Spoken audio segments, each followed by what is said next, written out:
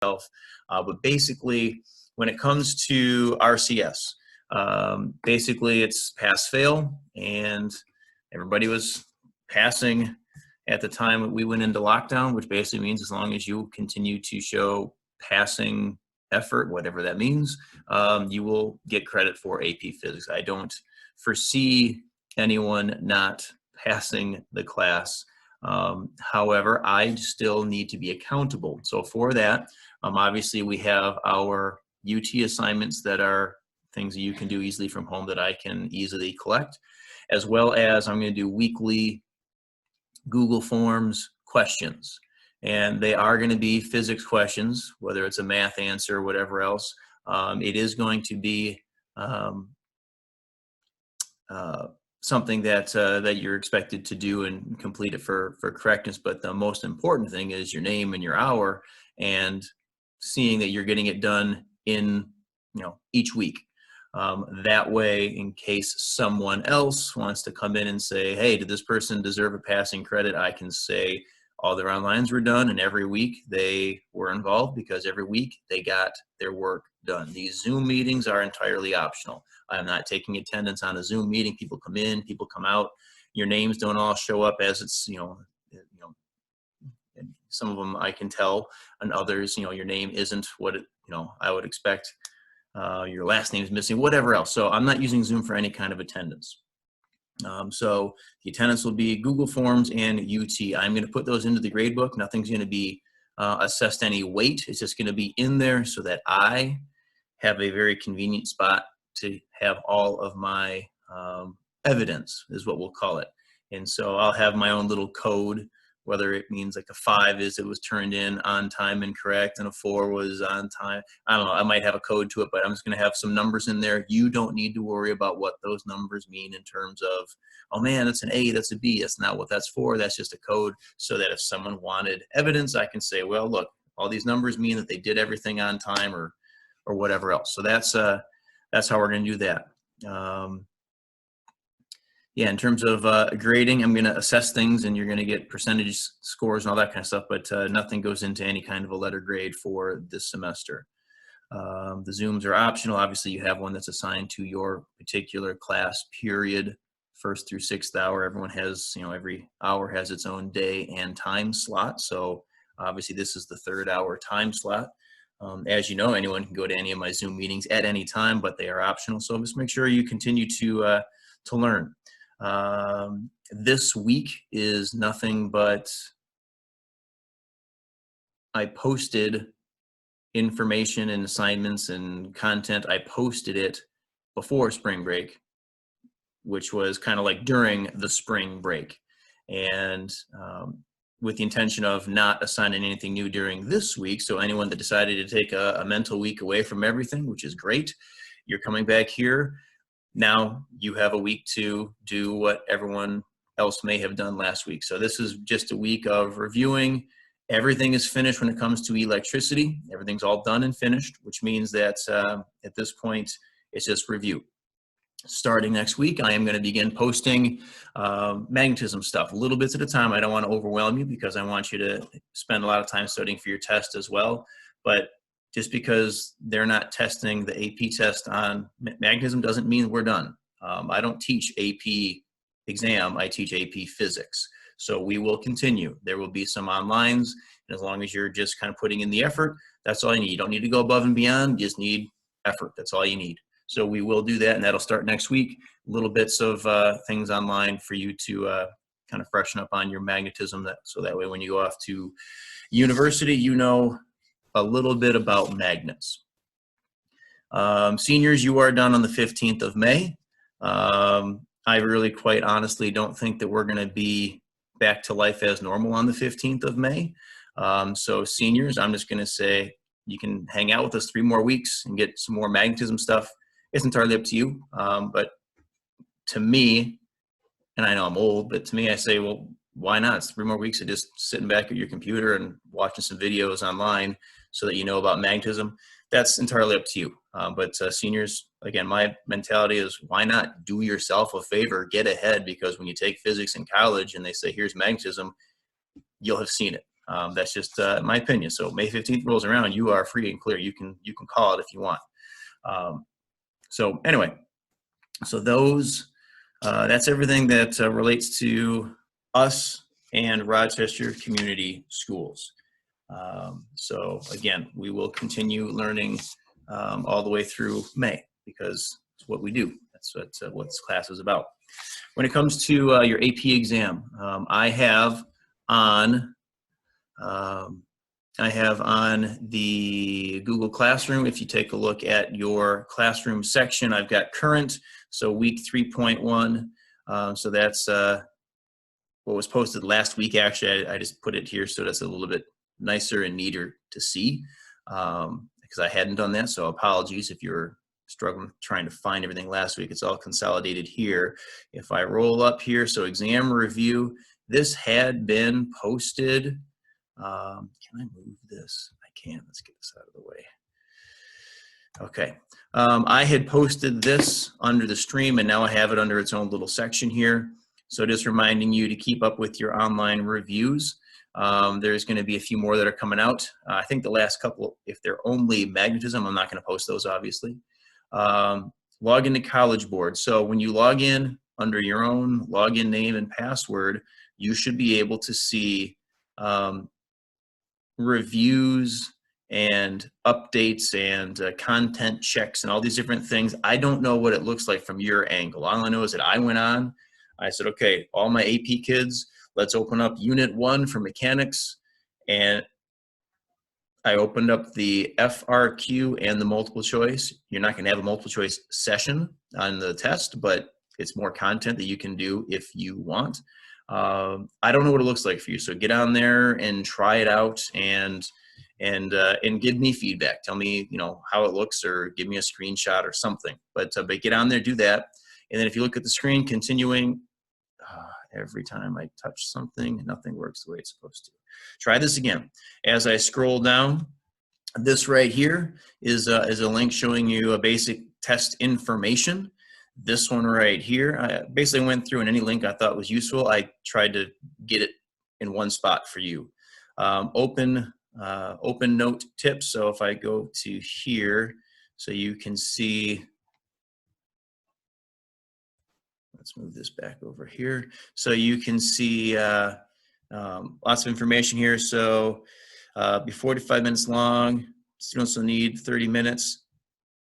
Right here, students will be able to take the exam on any device, computer, tablet, smartphone. You'll either be able to type it in and upload the responses, or you can write and do a photo. So whatever you prefer. You prefer handwriting? I know I would. Last thing I want to do is start typing into a computer. Personally, you do it. You have those two options.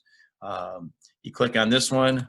I love it. The very first thing it says is, first thing, open book, open note exams are not easy. You still need to prepare. So this is a good tip for all you folks that are going off to college at some point. When the professor says, I can either give you an in-class or a take-home, always go with the in-class, because at take-home they figure, hey, this person can do anything they want. I'm going to really give it to them hard. So always go for the in-class version whenever possible. Continuing down, so your exam, the mechanics exam and the E&M exam will be on the same day. It's going to be Monday, May 11th, so it's a week later than what we would have done. Mechanics starts at noon, so you have to jump on anytime after noon, and basically you need to make sure you give yourself an hour. It says 45 minutes, it's called an hour. Make sure you give yourself an hour, so at noon you're ready to go. And then E&M is going to be at 2 p.m. So it gives you a 2-hour window to finish up mechanics. Don't wait on mechanics, get it done. Start it at noon, get it done early. And then E&M, same thing, give yourself an hour. The way it works, and I know AP Biology is the same because Mrs. Lohr and I actually talk to each other, it's going to be question number 1. It's now referred to as a long FRQ. You get 25 minutes to read it and answer it. 25 minutes. That's all you get on that question. That time doesn't roll over. That's it, 25 minutes to answer a question, 5 minutes to upload. There's 30 minutes right there. Then, once you're done with question 1, you get question 2. Question 2 is the short FRQ. It's a 15-minute read it, do it in 15 minutes, 5 minutes to upload, there's 20 minutes right there. So again, that's about your hour. You get a calculator if you want it. However, the calculations that they're going to be asking you to do can be completed with a pencil and paper. But you can have that graphing calculator if you would like. You get the equation sheet. Obviously, they're not emailing or they're not going to mail you an equation sheet. So either print one off or have one handy on your computer electronically. And then same thing for E&M. 25-minute question and then a 15-minute question. Time doesn't roll over. You can't go back. That's it. Once you submit, it's done. We in AP Physics are used to 45 minutes, 3 FRQs. Do the math. It's 15 minutes per question. So the short FRQ is what we're a little bit more used to in this particular class. Because of the way it's being done on the computer, I don't expect a lot of calculation type questions. I expect more lab-based questions. I expect more, if I triple this, what happens to that kind of questions. So technically math, but kind of more of a math conceptual type thing. And then the long one, that's something new, 25 minutes. So what they've done, and going back to my screen now, what they've done is they have told us that of all the resources they have, they said if you go to AP Physics 1, we are AP Physics C, the in-depth calculus version. AP Physics 1 is where you do a bunch of things with just algebra. So that's an entirely different class, but the resources are there. They say exam 2017, question number 3. That's the kind of question you're going to see. So here's a link to that exam. Here is a link to those solutions. Here is a link to sample questions or sample responses from students. Scroll down, and the example they give us is Mechanics Exam 2012, number 2. There's the test, there are the solutions, there's the samples. So those are all there for you, all in one spot under exam review, under classwork for our Google Classroom. Question 1, the 25-minute question, is 60% of the score, and then your second question would therefore be 40% of the score. So that's how the AP exam is going to work. No simple harmonic motion, no universal gravitation, no magnetism across the 2 tests. Everything else is fair game. I would not expect with only 2 questions, let's talk about mechanics, with only 2 questions, I wouldn't expect every single concept to be on there because you got 2 questions, but a lot of the concepts, I'm sure they're going to spread out over those 2 questions. Maybe it's an energy question turning into a projectile question, or who knows. So, so be aware of that. And I think in terms of discussing everything on the exam and everything for RCS, that's everything that I wanted to discuss with you. So it was the whole AP exam, 2 questions. The mechanics test is 2 questions, and that test is completely separate from E&M, which is also going to be 2 questions. That's it, 2 free response questions that'll take you under an hour total. So instead of the 1.5 hours for the test that we usually have, you're getting half that length-ish. So in terms of all the particulars about how our year is going to go the rest of the way, that's everything I've got for you. So at this point, if you have any questions, if you have any comments, if you have physics questions on any of the assignments we've had, whatever it is you need, whatever you want, the floor is now open. Yeah, I think that's everything I want to do. So attendance is just doing those Google Forms and doing your UTs. I have on the Google Classroom, when you look down here, so week 3.1, so this is actual content here. This is the review, obviously, that was posted during week 3, which is right now. So right here, if I look at this, things I have for you, I've got the notes, I've got the PDF down below. I hadn't included that. I don't know why I hadn't, but the PDF is down there like it usually is. I had forgotten that. There's your Google form question. a reminder about which UTs we're doing. And then PQs, their relevancy and importance, because we don't have the multiple choice portion of the AP exam anymore. The importance of those is a little bit diminished because, as you know, PQs got you thinking quickly, answering quickly. Doesn't mean that they're not still useful. So those are the last two PQs for this particular section. So those aren't graded by any means. You're not sending me any pictures. That's just a suggestion to you. Do them or don't do them. They are not required. So just make sure you're getting your UTs done. And then each week, you'll have a Google form question. So make sure every time. This week, there's only 3.1 and 3.2. Next week, if there's 4.1, 4.2, 4.3, make sure you look at each one of those. Sometimes they have a Google form questionnaire like 3.1 does. Other times, like in 3.2, they don't. So every single lesson doesn't necessarily have a Google form. So just make sure you're kind of paying attention to that as you go through everything. Okay, so questions. So the RC Circuit UT, which I believe was UT number 22, there was a question on number 25. So let's take a look at, all right, hold on here. When I hit the share screen button, there's still a bunch of Zoom things that are up blocking my view. So I have to kind of get it set up. I have to get it set up before I share. So now that should be ready to share. So let's share. Okay, so the question was on question 25.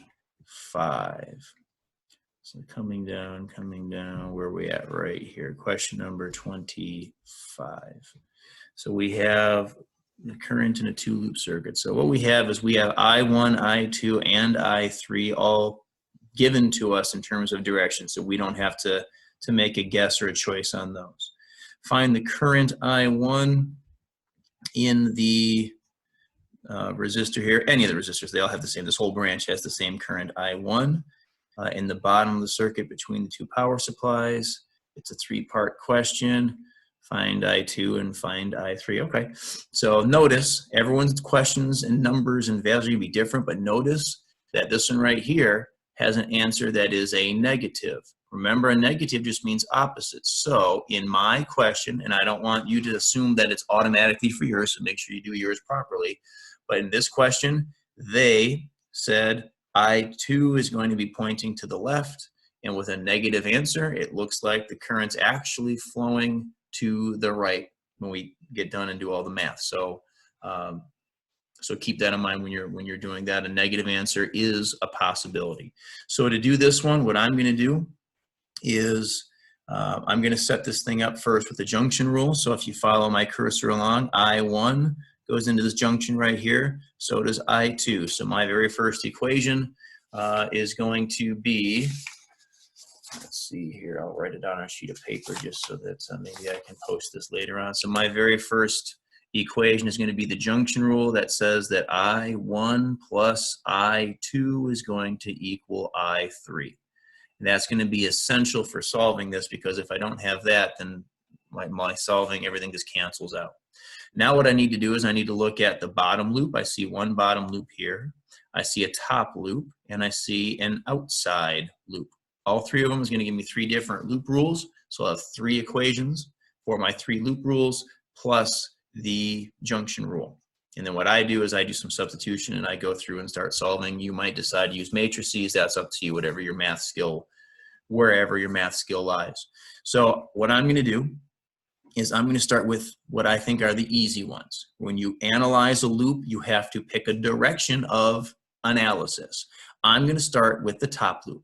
And I think this one's easy because the current goes this way to the left, up, this way to the right. I'm going to analyze this in the clockwise direction, which is with the current. So I'm going to start right here at this point. I go from the low side of the battery to the high side. Current I2 is irrelevant. This is the low side, this is the high side. So when I go from the right side to the left, I'm going from the low to the high. So my first voltage is going to be a positive 4.4. Obviously, you have different numbers. Now I get to this right here. My voltage is calculated by doing I times R. So I2 multiplied by my resistance of 7.8. I am going with the current. So back to my water analogy. If I follow current, I'm going downhill, down in potential energy. When I follow electric current, same thing, I'm going down in energy. This is a drop in voltage. So essentially, I was given 4.4 by the battery. This just used up 4.4 because I'm going with the current. So I get a minus sign, I get 7.8, and I get I2. Now I continue going through clockwise. I get up here. Now I'm in the I3 branch. I'm going with I3, which means another drop in voltage. So I have minus 8.2 times I3. And all of that is going to follow along. I get back to the same spot, and that's where my loop rule says all those add up, and I get a 0. When I come down here, I'm going to use the outside loop. Outside loop gives me current going to the left and then current going to the right. So it's just like the top loop in terms of the idea behind it. Now, what I can do is I can do this two different ways. I can just start putting things together. 7.4 minus 0.2 I1 plus, going low to high, plus 1.5 minus I1 times 3.4. I can just keep going through that and then combining like terms. Or I can look at this and say, look, these two resistors, they are in a series with each other. These two combine to give me 3.6. And so I either do, in my head, I get 3.6 times I1, or I do 0.2 I1, 3.4 I1, and I add them together and I get 3.6. So however you want to look at it, I'm going to consolidate this as I go through. So I get a 7.4 and a 1.5 together. That gives me 8.9. I'm going to start with 8.9 volts given to me by my batteries, the two of them. I have 0.2 I1 and 3.4 I1. Both of those are going with the current. Those are both the drops. So I get a minus 3.6 I1. Now I come up here. I'm going with the current again, minus 8.2 I3. We had that in a previous one, and that equals 0. The last loop I want to look at is the bottom loop. And what makes this one a little bit tricky is that I'm going to be going against the direction of current. Current is going to the left. I'm going to be analyzing this clockwise again, which means I'm going to be going upstream. There's no problem. We can still do that. I'm going to start right here through this branch. Just like the previous one, I get 7.4 and a 1.5, so I get 8.9. I'm going through the two resistors, grand total minus 3.6 I1. Now when I come up here, I'm going from the left to the right, so you see my cursor coming across. I am going and analyzing this against the current. I am going upstream. When I go through this resistor, I come out at a higher elevation, if I do my water analogy, which means that when I go through this resistor, when I go through these rapids, I end up at a higher potential. So instead of minus I times R, I do a plus. So that's going to be a plus 7.8 I2. I get to this battery right here. Current doesn't matter. As I go to the right, I go from the high side of the battery down to the low side. That's a drop in voltage, minus 4.4 equals 0. It looks like I can take my 8.9, subtract away my 4.4, and consolidate that, and I end up with my third equation. Mr. Lohr. Yep.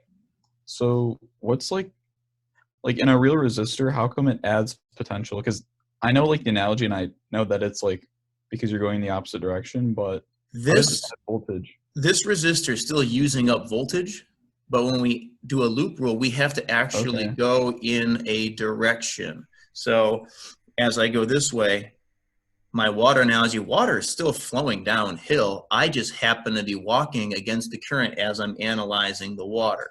So I'm walking this way and I'm ending up at a higher elevation. So I can analyze as I go the other way. So that's why it's a negative side instead of a positive. It actually matters which direction you're moving through the system. Yeah. Does that make sense? And the battery is just a pump. The battery has a defined long end is the positive, high side, short end is the minus, low side. So the current is irrelevant. All it matters is which way am I going through my battery when I analyze. If I go from the left side to the right side, I'm going from high to low. So going through that's going to take me to a lower elevation, a negative, a drop. If I analyze it going this way, I'm going to a higher location. Okay, gotcha. So the current doesn't matter when I'm doing my loop rule, including the battery. The current direction doesn't affect the battery sign, but it will. Okay. The current will matter when it comes to my resistor. Okay, Does gotcha. that make things a little clearer? Yeah, I was just like thinking about it, adding voltage, and it was like a resistor, so it just kind of confused me. Yeah. So the resistor is still using it up, but we happen to be going against the current. Hey, we have low voltage here. We have high voltage here. Oh, that's because this resistor just used up some of it. So if I go against the current, I'm going to a higher voltage location. Gotcha. Perfect. Okay. So I think now it's a matter of solving for I1, I2, and I3. So at this point, it's just a matter of going through. So what I have here, I'm never good at showing something on there. There it is. So there are my 4 equations. Junction rule at the top, my 3 different loops, obviously right here as I was writing it out. So this bottom one, right where we at? There we go, right there. I've got the 8.9 and the minus 4.4. So obviously I would combine those together, but otherwise I have these 3 equations that have I1, I2, I3. So what I'm going to do is I'm going to go up here. I'm going to take I3 equals I1 plus I2. I think that's the easiest substitution. I'm going to bring this down here, plug it in for one of my I3s. What does that do? It gives me 2 equations that have I1 and I2, and I take those 2 equations and I solve. And I do that because I haven't used a matrix in 20 years. And the information's in there somewhere. It's a matter of retracting the information is going to be impossible. So that's my method. If you got your calculator, if you got your matrices, get her done. This one is like number 2, number 21, probably, yeah, because the Kirchhoff's law is number 21, UT number 21 had a lot of questions like that. So, and I have, I've done some of those on previous Zooms, and I did one on the notes presentation, the narration as well. So a lot of other examples on there you can kind of look at. I'm not sure if I did it better or worse here with my visuals, wherever else. So if you need more help there, there's more assistance out there. Other questions? I'll end up posting this on YouTube as well, so that you can come back and watch this one anytime, whether it's the stuff at the beginning regarding RCS and AP exam, or whether it's the physics that we're doing.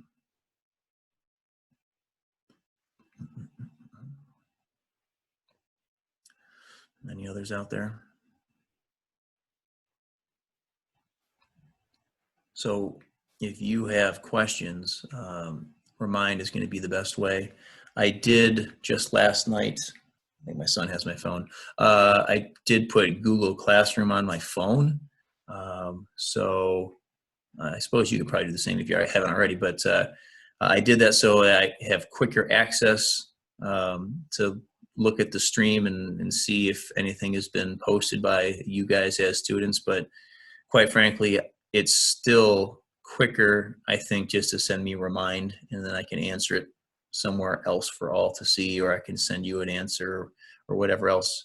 But I think I haven't gotten any updates or anything from my phone, but maybe the Google Classroom app will just like give me an alert, hey, someone posted something. But anyway, so I should be even more accessible. So again, long story short, you got a Google form each week or 2, 1 or 2 of them each week. This week it's only 1, and then you got UTs to just keep on working on. Those are the things that are going to give me evidence to support your passing, besides the fact that you're in AP Physics and you're working hard. Any other questions? The previous Zoom meeting, we had questions on some of the reviews. We had some questions on some of the newer things. So if you're, if you want to go through those, the second half, go ahead and do that if you want. That's up to you. And again, this one will be posted as well.